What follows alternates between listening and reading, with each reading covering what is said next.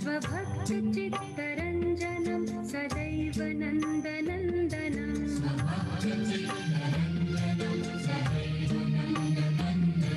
सुपिच्छगुच्छमस्तकं सुनादवेणुहस्तकं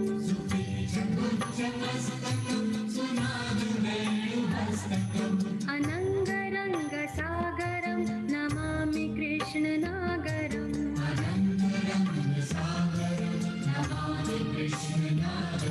मनोजगर्वमोचनं विशाललोललोचनं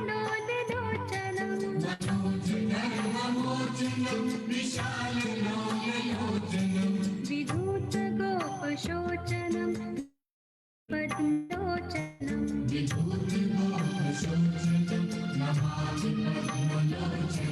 करारविन्दभूधरं स्मितावलोकसुन्दरं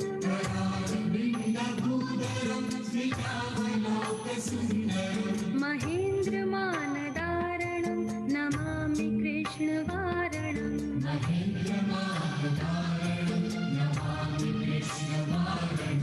कदम्बसूनकुण्डलं सुचारुगण्डमण्डलं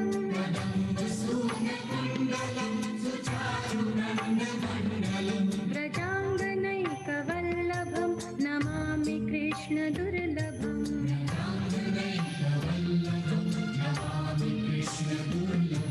यशोदया समोदया सगोपया सनन्दया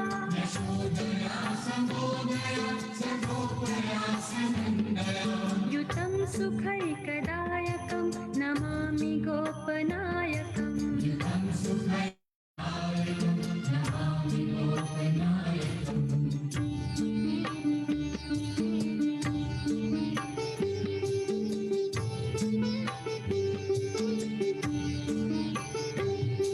सदैव पादपङ्कजं मदीयमानसे निजं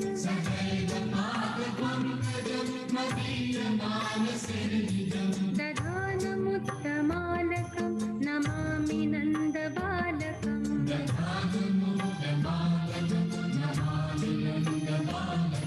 समस्तदोषशोषणं समस्तलोकपोषणं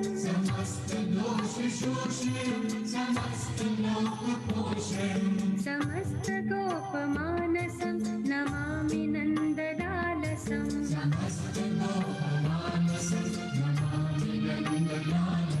भुवो भरावतारकं भवाब्धिकर्णधारकं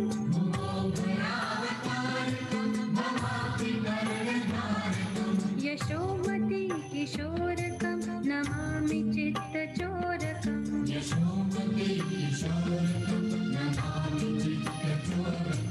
दगन्तकान्तभङ्गिनं सदा सदालसङ्गिनम्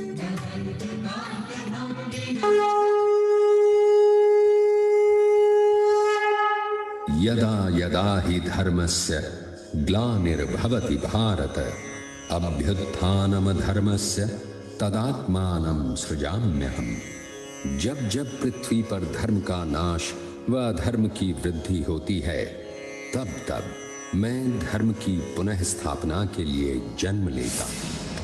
परित्राणाय साधूनां विनाशाय च दुष्कृतां धर्म संस्थापनार्थाय संभवामि युगे युगे। सज्जनों का उद्धार करने व दुर्जनों के विनाश तथा पृथ्वी पर धर्म की स्थापना के लिए मैं युगों युगों में जन्म लेता हूँ। संभवामि युगे युगे।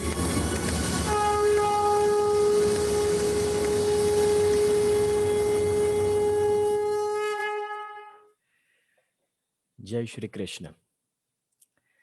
I welcome you all on behalf of Lord Krishna. On behalf of Lord Krishna इसलिए क्योंकि उनकी मर्जी के बिना आपका या मेरा यहाँ पर होना संभव नहीं था। आज मुझे खुशी है कि हमारा दूसरा दिन है कृष्ण कथा का और मैं देख सकता हूँ कि इतने सारे लोग सुबह से लाइव हो चुके हैं हमारे साथ फेसबुक के ऊपर।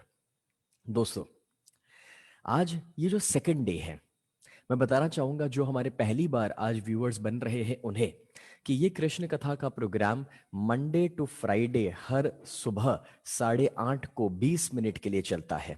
और इसमें हम 3 अलग अलग टॉपिक्स हैं जो कवर करते हैं। लाइफ ऑफ कृष्ण, कृष्ण का रोल महाभारत में क्या था, और श्रीमद् भागवत गीता। अब यहाँ पर कल हमने लाइफ ऑफ कृष्ण से शुरुआत की, और आपको पता है कल जो बातें हमने की उसमें खास करके जो हमने यहाँ पर डिस्कस किया वो ये था कि भगवान श्री कृष्ण कितने यूनिक थे, कितने स्पेशल है, और वो 3 ऐसी क्वालिटी के साथ अपनी जिंदगी जी रहे हैं कि जो नॉर्मली देखने को नहीं मिलती है सभी के अंदर। वो था हंसना, नाचना और गाना। ये 3 क्वालिटी हम अपनी जिंदगी में कैसे ला सकते हैं, इस पर कल हमने बातें की हैं। जो लोग कल का दिन मिस कर चुके हैं वो हमारे फेसबुक पेज के माध्यम से कल का ये वीडियो, ये लाइव अभी भी देख सकते हैं, उस मिस ना कीजिएगा। अब आज हम एक स्टेप यहां से आगे बढ़ते हैं। दोस्तों, कल जब हमने बात की कि हंसना, नाचना, गाना, ये 3 क्वालिटी हमें अपने अंदर लाने की जरूरत है, तो हमने ये जाना था कि कितना जरूरी है अपने अंदर के बच्चे को जिंदा रखना। क्योंकि मामा कंस का मैंने एग्जाम्पल दिया था, जो ईगो है और जो छोटा सा बच्चा है वो हैप्पीनेस है। ईगो हमेशा हैप्पीनेस को मारने की कोशिश करता है। हम लोग कभी कभार बिना वजह ही बड़े हो जाते हैं, लेकिन यहां पर आप देखिए कि जब हम अपने अंदर के बच्चे को जिंदा रखते हैं तो ये 3 क्वालिटी अपने अंदर रखना, हंसना, नाचना, गाना, बहुत ही ईजी हो जाता है। अब काफी सारे लोग सोचते हैं कि हम जितना ज्यादा पैसा कमा लेंगे उतना हमें खुशी मिलेगी। अब मैं मना नहीं करूंगा, मैं ये जरूर कहूंगा कि हाँ, पैसे आने से लाइफ की कुछ तकलीफें दूर हो जाती है, स्ट्रगल्स खत्म हो जाते हैं, आपकी जरूरतें पूरी होने लगती है। बट एक सवाल मैं आपसे पूछता हूं, जब आपके पास कम पैसा है तो शायद आप रोटी और दाल खा लेते हैं। थोड़ा पैसा आ जाए तो एक आध सब्जी ले लेते हैं, थोड़ा और पैसा आ जाए तो 2 सब्जी लेंगे, थोड़ा और पैसा आ जाए तो 3 सब्जी लेंगे। अब मैं आपसे पूछता हूं, उससे भी ज्यादा पैसा आ जाए तो मुझे बताइए, क्या चौथी या पांचवी सब्जी लेने से कोई फर्क पड़ेगा? क्योंकि प्रॉब्लम यह है कि आप ज्यादा सब्जियां तो खरीद पाएंगे मगर खा कितना सकते हैं। और इसलिए यहां पर मैं आपको समझाना यह चाहता हूं कि एक लेवल के ऊपर जब आप कमाते रहते हैं तो उससे खुशी में बढ़ोतरी नहीं होने वाली है। काफी लोग मुझसे कहते हैं कि सर, आपने कहा कि हमें भगवान श्री कृष्ण की तरह खुश रहना चाहिए, हमेशा हमारे चेहरे पर स्माइल होनी चाहिए। बट एक बहुत बड़ा सवाल है कि सर, अगर हमारी जिंदगी में सफलता नहीं है, पैसा नहीं है, अच्छे रिश्ते या तंदुरुस्ती नहीं है, तो हम कैसे खुश हो सकते हैं? मगर आज मैं आपको सच बताना चाहता हूं, और वो सच ये है कि सफलता, पैसा, रिश्ते और तंदुरुस्ती खुशियां नहीं देने वाली है। क्योंकि सच ये है कि आप जितने खुश रहेंगे उतना ज्यादा आपके जीवन में सफलता, पैसा, रिश्ते और तंदुरुस्ती जो है वो आकर्षित होने वाली है। और इसलिए मैं आपको बताना चाहता हूं कि खुश रहना, एक तरीके से कहूँ तो मैग्नेट बनना है। जितना आप खुश रहेंगे उतना आप चुंबक बन जाएंगे, मैग्नेट बन जाएंगे, अच्छी और पॉजिटिव चीजों को आकर्षित करने के लिए। और खास करके जो भगवान श्री कृष्ण में मानते हैं उन सभी से मैं कहना चाहता हूं कि भगवान की तरह हमेशा अपने चेहरे पर स्माइल रखना जरूरी है। सभी परिस्थितियों का सामना करना आसान हो जाता है। अगर ये लॉकडाउन, ये कोरोना में आपने कुछ अनसर्टेनिटी एक्सपीरियंस की है, हो सकता है कि अपने जॉब में, अपने बिजनेसेस में, अपने करियर में आप कुछ तकलीफों से गुजर चुके हैं, मगर जब तकलीफें आती है तभी जाकर ज्यादा खुश रहना, तभी जाकर ज्यादा पॉजिटिव रहना जरूरी हो जाता है। बोल श्री कृष्ण कन्हैया लाल की जय।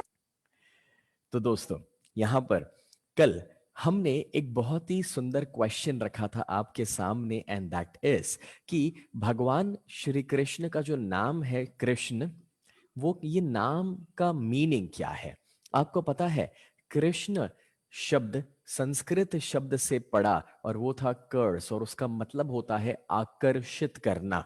तो भगवान श्री कृष्ण जो है ना, उनके अंदर इररेसिस्टिबल अट्रैक्शन है। इररेसिस्टिबल एक तरीके से तो अट्रैक्शन, जो मैंने कहा कि एक बार उनके प्रति कोई आकर्षित हो गया, जुड़ गया, वो उनसे कभी अलग नहीं हो सकता है। और आपको क्या ये पता है कि उनका रंग नीला क्यों दिखाया जाता है? काफी सारे पेंटिंग्स में, काफी सारी जगहों पर उनको ब्लूइश कलर में दिखाया जाता है, जैसे कि भगवान शिव को भी ब्लूइश दिखाया जाता है, नीलकंठ कहा जाता है। अब भगवान शिव जो है, नीलकंठ के पीछे की कहानी बहुत ही अलग है, मगर आपको पता है कृष्ण को नीले रंग में दिखाने के पीछे काफी सारे पर्पस में से एक पर्पस है, और वो ये है दोस्तों कि जिस तरह से आसमान का रंग नीला होता है और वो अनंत है, और सागर का रंग भी हमें नीला नजर आता है, तो एग्जैक्टली वैसे भगवान श्री कृष्ण सागर की तरह गहरे हैं और आसमान की तरह अनंत है, और इसीलिए कभी कभार उन्हें वो नीले रंग में दर्शाया जाता है, प्रेजेंट किया जाता है, ये दिखाने के लिए कि वो कितने अनंत है या अनलिमिटेड है। अब दोस्तों, आपको पता ही होगा कि भगवान को जब भी मौका मिलता था तब वो बांसुरी बजाते थे, राइट? अब चलो, भगवान के पास तो बांसुरी थी, मैं आपसे पूछता हूं, आपके पास क्या है? क्या आपकी जिंदगी में कोई हॉबीज है, कोई पैशन है, क्या आपके भी कोई शौक है? अगर भगवान कभी ना कभी वक्त निकाल कर बांसुरी बजाते थे, तब एग्जैक्टली वैसे क्या हम भी अपनी बिजी लाइफ में से थोड़ा वक्त नहीं निकाल सकते हैं? जरा सोचिए, अगर आपको क्रिकेट पसंद है, किसी को बैडमिंटन खेलना पसंद है, किसी को स्विमिंग पसंद है, किसी को रीडिंग पसंद है, किसी को मेडिटेशन पसंद है, किसी को म्यूजिक या डांसिंग पसंद है, तो जो आपको पसंद हो उसके लिए वक्त निकालिए। अभी जब हम बात कर रहे थे कि खुश रहना कितना जरूरी है, तो अपने पैशंस, अपने हॉबीज के लिए वक्त निकालना ऑटोमेटिकली हमें खुशी की ओर लेकर जाता है, हमारे इमोशंस को अपलिफ्ट कर देता है। मगर कल मैंने आपसे पूछा था, क्या भगवान सिर्फ एक राजा की तरह बैठ जाते थे और इशारा करते थे तब कोई म्यूजिक बजाता था और दूसरे लोग नाचना शुरू करते थे? नहीं, भगवान मनोरंजन में नहीं, उत्सव में बिलीव करते थे। वो हर एक चीज में इन्वॉल्व होना पसंद करते थे। जैसे आप में से कुछ लोग बीच बीच में जो कमेंट करते हैं, इन्वॉल्व होते हैं, जब मैं यहाँ पर जय बुलवा रहा हूं तब मेरे साथ जय बोल रहे हैं, तो इसे कहते हैं उत्सव। भगवान उत्सव में बिलीव करते थे, इन्वॉल्व होने में बिलीव करते थे, और इसलिए आप देखिए कि वो बांसुरी खुद बजाते थे, वो खुद गाते थे, खुद नाचते थे। अब मैं आपसे कहना चाहूंगा कि पूरा दिन टीवी के सामने बैठे रहना, या वो नेटफ्लिक्स की कोई सीरीज को देखते रहना, या मोबाइल के अंदर दोस्तों कोई वीडियो गेम्स, उससे बेहतर है आपके बॉडी को इन्वॉल्वमेंट मिले, कोई मोशन मिले, वैसा कुछ कार्य कीजिए। क्यों पता है? क्योंकि emotion is created by motion. जब तक आपके बॉडी के अंदर कोई मूवमेंट नहीं आएगा, तब तक आपके इमोशंस में कोई बदलाव नहीं आने वाला है। और इसलिए ऐसे कार्य कीजिए, ऐसी चीजों में इन्वॉल्व हो जाइए जहां पर आपका बॉडी इन्वॉल्व हो सकता है, मूवमेंट दे सकता है। जिस तरह से भगवान श्री कृष्ण बचपन में कितने एक्टिव थे, कितने नटखट थे, कितनी सारी फिजिकल एक्टिविटी करते रहते थे, वो भगवान के रूप में कोई एक कोने में बैठे नहीं रहते थे। बस एग्जैक्टली वैसे motion is very very important. आज आप देखिए काफी सारे लोग दुख में है, तकलीफ में है, नेगेटिव थिंकिंग में है, ये लॉकडाउन या कोरोना की वजह से कुछ फाइनेंशियल इश्यूज आए तो डिप्रेशन में है। उन सभी से मैं कहना चाहूंगा कि ये बहुत जरूरी है कि अपने बॉडी को काम पर लगाइए, क्योंकि जब तक बॉडी के पास कोई एक्टिविटी नहीं है, तब तक ब्रेन के पास कोई एक्टिविटी नहीं है, और आप वो डिप्रेशन या नेगेटिविटी से तब तक बाहर नहीं निकलेंगे जब तक आप अपने बॉडी को एक्टिव नहीं करने वाले हैं।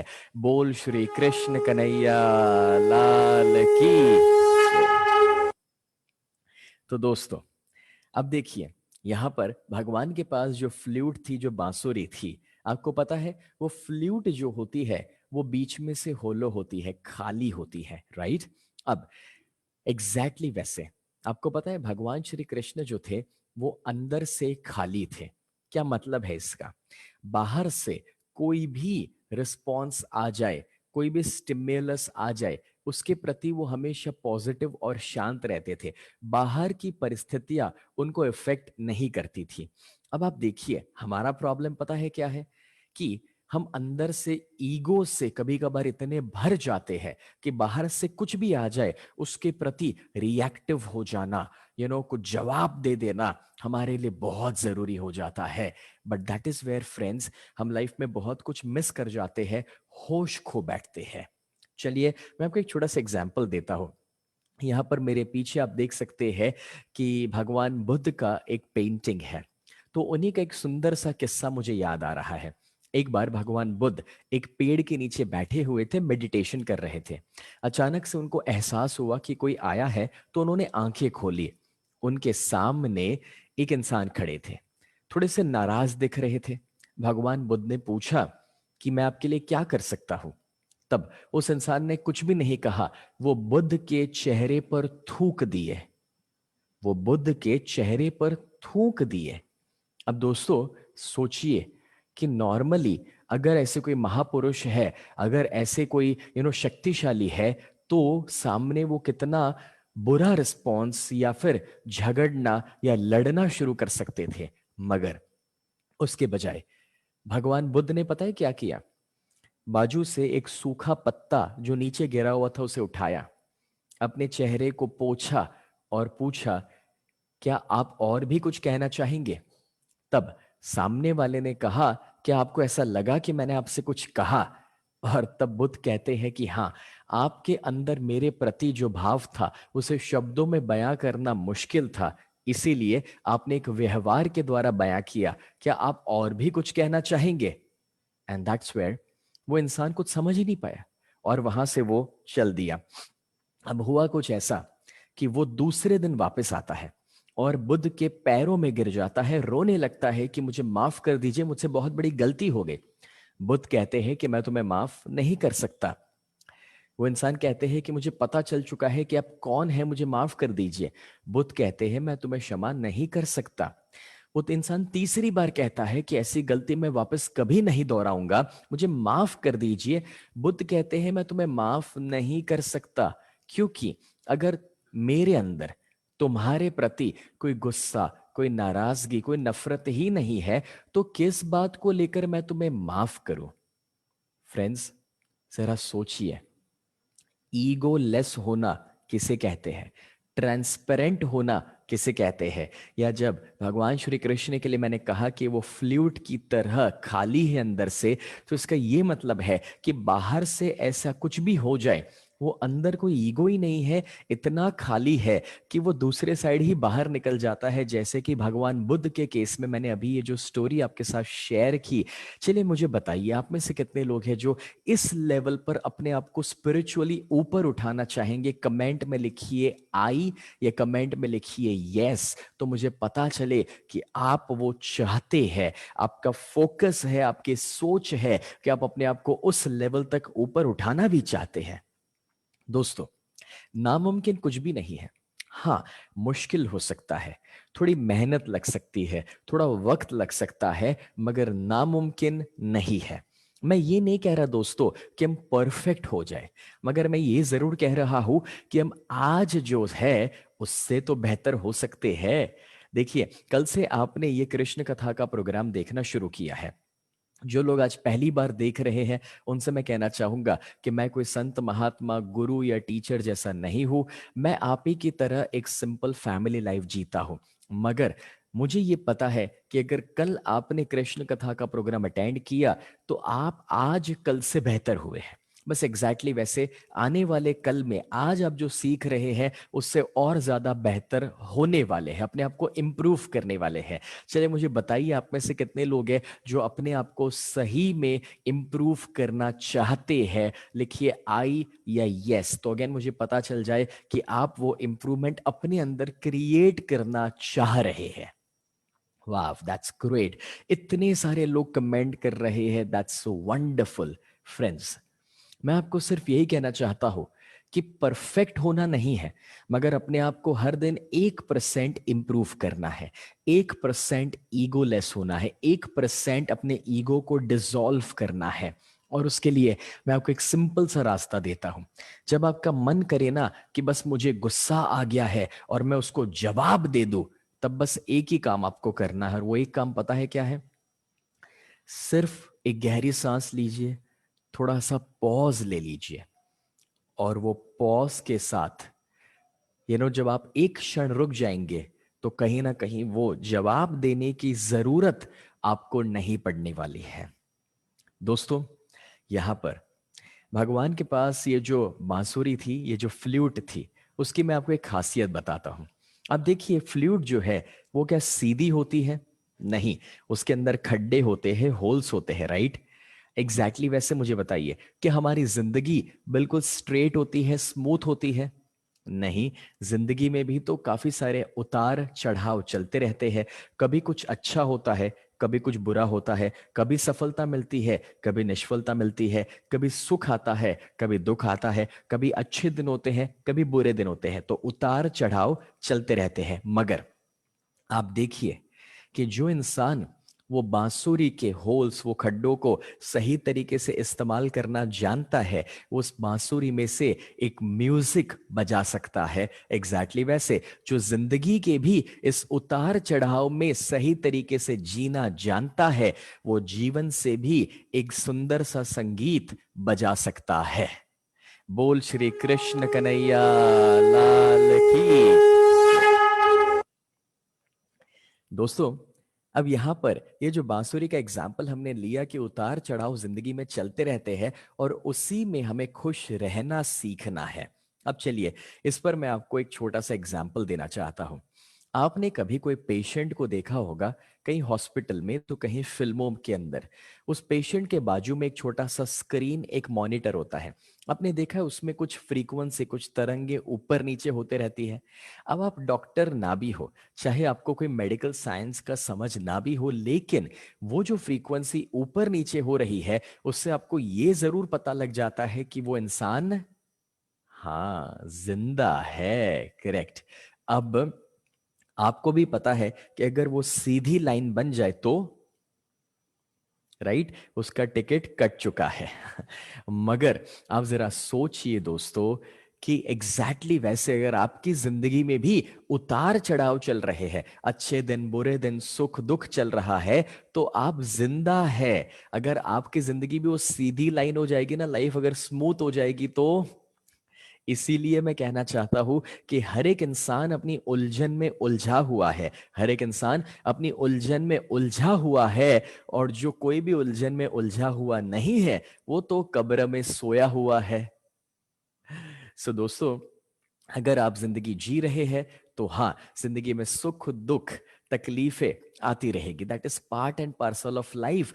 उसी में हमें दोस्तों जिंदगी जीना सीखना है, और उसी में वो सुंदर सा म्यूजिक हमें बजाना सीखना है। कितने लोग कहते हैं कि ये सही है, अग्री करते हैं इस बात से? कमेंट में लिखो अग्री, तो मुझे पता चले कि आप सहमत है और आप पॉजिटिवली स्वीकारते हैं आपकी लाइफ में जो भी हो रहा है उसे।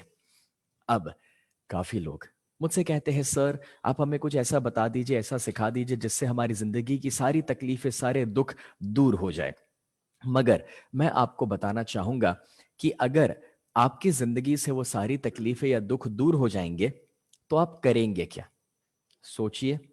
जैसे अभी स्कूल और कॉलेज बंद है, अगर बच्चों के पास कोई एक्टिविटी नहीं है, तो आपको नहीं लगता है कि वो ज्यादा बोर हो जाते हैं? इसलिए हमें उन्हें एक्स्ट्रा क्लासेस में या कोई ऑनलाइन पढ़ाई में भी लगाना पड़ता है, बिजी करना पड़ता है। वैसे ही अगर आपकी जिंदगी में प्रॉब्लम्स या तकलीफें ही नहीं रहेगी, तो आप करोगे क्या? इसलिए वो तो जरूरी है। मगर इस पर मैं आपको भगवान की सोच देना चाहता हूं। ध्यान से सुनिएगा। एक बार एक इंसान एक ककून को देख रहा था। एक ककून जिसमें से तितली बनती है। और वो जब उस ककून को देख रहा है, तो धीरे धीरे वो ककून हल्का सा खुला। तो उसने सोचा कि अब उसमें से एक तितली बाहर आएगी, वो एक तितली के जन्म को देख पाएगा। मगर काफी वक्त तक उसके बाद कोई मूवमेंट नहीं हुई, तो उसने सोचा कि लाओ मैं वो ककून को खोल कर उसकी मदद कर दूं।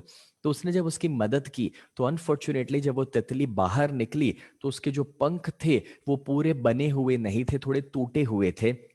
और वो तितली उड़ने की कोशिश कर रही थी, बट उड़ नहीं पा रही। तो उसे पता नहीं चला कि ऐसा क्यों हुआ। उसने इंटरनेट के ऊपर सर्च किया, तो पता चला कि जब वो तितली उसे खोलने की कोशिश करती है ककून को, और उसमें उसे जितना दम लगाना पड़ता है, मेहनत करनी पड़ती है, उससे उसके बॉडी में एक लिक्विड फ्लो करता है जो धीरे धीरे उसके पंख को डेवलप कराता है। और जब उसके पूरे पंख डेवलप हो जाते हैं, उसी के बाद वो उस ककून को खोल कर उसमें से बाहर निकल पाती है और एक बेहतरीन जिंदगी जी पाती है। ये ईश्वर का, ये भगवान का तरीका था, प्रॉब्लम और स्ट्रगल देकर के उसे एक बेहतर भविष्य की ओर लेकर जाना। एग्जैक्टली वैसे हमारी जिंदगी में जो तकलीफें, जो प्रॉब्लम्स है, वो ईश्वर का, भगवान का तरीका है कि वो हमें एक बेहतर जिंदगी के लिए तैयार कर रहे हैं। तो आज से कभी भी दोस्तों ये मत कहना, ऐसी प्रार्थना मत करना कि भगवान मेरी सारी तकलीफें दूर कर दे। आपको ये प्रे करना चाहिए कि थैंक यू वेरी मच कि आपने मुझे ये प्रॉब्लम दिया है, अपग्रेड होने का मौका दिया है। अगर प्रार्थना करनी है तो ये करो कि भगवान मुझ में इतनी शक्ति, इतना विश्वास भर दे कि जिंदगी के हर मोड़ पर मैं आगे बढ़ सकूं, हर एक परिस्थितियों का सामना कर सकूं। बोल श्री कृष्ण कन्हैया लाल की। तो फ्रेंड्स, मैं चाहूंगा कि कमेंट में अपने ईश्वर को, अपने भगवान को थैंक्स कह दीजिए आपकी लाइफ में जितनी प्रॉब्लम्स है उसकी वजह से। अगर आपकी लाइफ में फिलहाल एक या कोई दो प्रॉब्लम चल रही है, चार या पांच प्रॉब्लम चल रहे हैं, तो मैं कहूंगा कि कमेंट में लिखो थैंक्स फॉर 4 प्रॉब्लम्स या थैंक्स फॉर 1 प्रॉब्लम। उस प्रॉब्लम को पॉजिटिवली ले लो। और अगर आपने मेरी बात को समझा है तो शायद आप सिर्फ थैंक्स लिखोगे, प्रॉब्लम तो लिखोगे ही नहीं। क्यों पता है? क्योंकि आपको पता चल गया कि वो तो आपके अच्छे के लिए है, आपके भले के लिए है, आपके ग्रोथ के लिए है। तो आपको कोई तकलीफ कभी नहीं होने वाली है। तो हमेशा भगवान श्री कृष्ण की वो बांसुरी को याद रखिएगा, उसके अंदर के होल्स, उतार चढ़ाव को याद रखिएगा, क्योंकि वो उतार चढ़ाव की तरह ही हमारी जिंदगी है और उसी की तरह हमें एक बेहतरीन जिंदगी जीनी है, शुक्रगुजार होते हुए कि भगवान आपने हमें ये तकलीफ और प्रॉब्लम दिए है तो एक अच्छे भविष्य के लिए है। बस हम में इतना विश्वास और शक्ति भरिए कि हर दिन हम उस परिस्थितियों का सामना कर सके। फ्रेंड्स, आज यहाँ पर 20 मिनट का वक्त हमारा खत्म हुआ है। वैसे मैं आपको बताना चाहूंगा कि कल मैं एक इंटरेस्टिंग टॉपिक आपके साथ शेयर करना चाहता हूं और वो है कि भगवान कौन है और कहां पर है। सोचिए, ये कितना बड़ा सवाल है कि भगवान कहां पर रहते हैं, या फिर भगवान को आप कैसे देख सकते हैं, या भगवान क्या है। ऐसे सवाल कि जिसके जवाब हमारे पास कहीं पर भी नहीं है, उस पर मैं कल बात करने वाला हूं कृष्ण कॉन्शियसनेस के मेरे टॉपिक में। तो दोस्तों, थैंक यू सो मच कि आप आज लाइव हुए, मगर इस वीडियो को लाइक कर दीजिएगा। आज आपने क्या सीखा वो कमेंट में लिखिएगा, और सबसे इंपॉर्टेंट शेयर कर दीजिए, वॉच पार्टी ऑन कर दीजिए, जिससे ये बातें आप तक सीमित ना रहे और बहुत सारे लोगों तक पहुंच सके, दुनिया का भला हो सके। जितनी जगहों पर व्हाट्सएप में आप शेयर कर सकते हो और ग्रुप्स में शेयर कर सकते हैं, कर दीजिए, उसे अपने तक सीमित ना रखिए। और ये आपका थैंक्स कहने का तरीका होगा मेरी ओर, क्योंकि आप जब लोगों तक पहुंचाएंगे तो सही में हम ये जो मेहनत कर रहे हैं वो मुझे लगेगा कि सही हो रही है। सो जय श्री कृष्ण।